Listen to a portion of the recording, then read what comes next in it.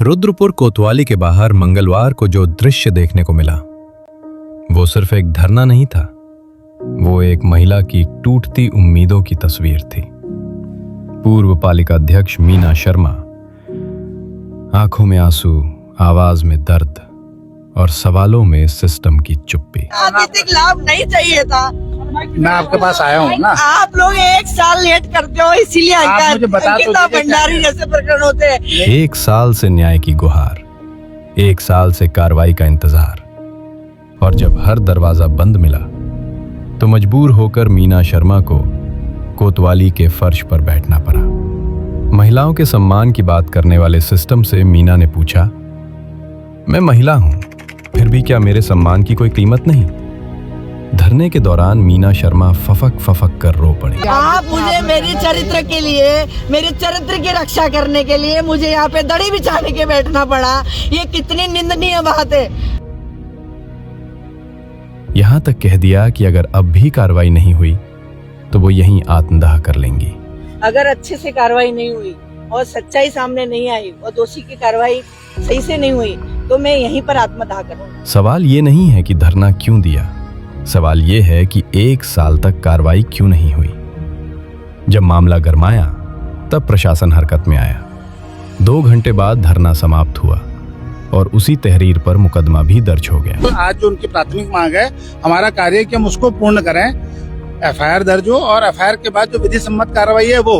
लेकिन सबसे बड़ा सवाल अभी भी जिंदा है। अगर आज धरना नहीं होता तो क्या आज भी मुकदमा दर्ज होता?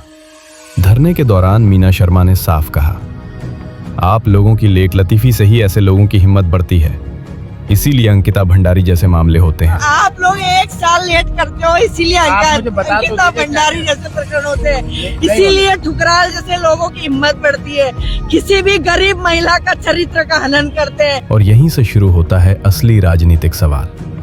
जो कांग्रेस पार्टी अंकिता भंडारी केस में सीबीआई जांच की मांग करती रही, पुतले फूंकती रही, सड़क पर आक्रोश दिखाती रही, आज उसी कांग्रेस की एक महिला नेत्री रोती रही और कांग्रेस सोती रही।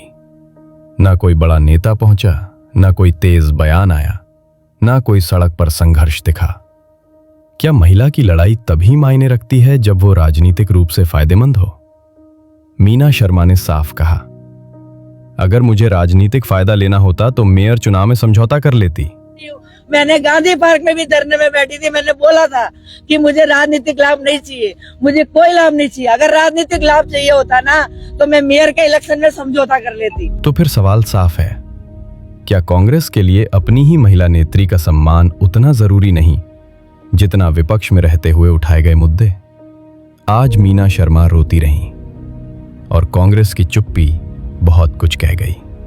ये सिर्फ एक धरना नहीं था, ये कांग्रेस के भीतर की संवेदनहीनता पर एक सवाल था, जो अंकिता भंडारी मामले में कभी कैंडल मार्च तो कभी पुतला दहन और तो कभी वीआईपी की शव यात्रा तक निकालने से पीछे नहीं रही।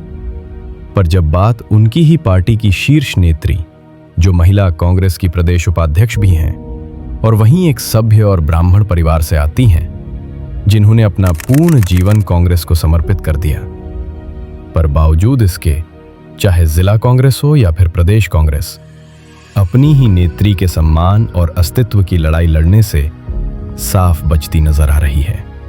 और ये शायद इसीलिए कि कांग्रेस नेत्री मीना शर्मा का अपमान और उनके अस्तित्व पर जिस पूर्व विधायक राजकुमार ठुकराल ने उंगली उठाई, अनर्गल बातें कहीं, उनके पति के बारे में कई अपमानजनक बातें कहीं, उन्हीं पूर्व विधायक राजकुमार ठुकराल को ऊधम सिंह नगर कांग्रेस के जिलाध्यक्ष और कुछ शीर्ष नेता अपने सर माथे बैठाने की कोशिश कर रहे हैं। वहीं सूत्रों की माने तो कांग्रेस नेत्री मीना शर्मा पर उन्हीं की पार्टी के कुछ नेता सब कुछ भुलाकर राजकुमार ठुकराल से मैत्री का दबाव भी बना रहे हैं। सवाल महिला कांग्रेस की प्रदेश अध्यक्ष ज्योति रौतेला और भी उठते हैं कि अब वो इस मामले में चुप क्यों हैं? अंकिता भंडारी मामले में अपना सर तक मुड़वाने वाली, बीजेपी सरकार से लोहा लेने वाली उत्तराखंड महिला कांग्रेस की प्रदेश अध्यक्ष ज्योति रौतेला का एक बयान भी इस मामले में नहीं आया।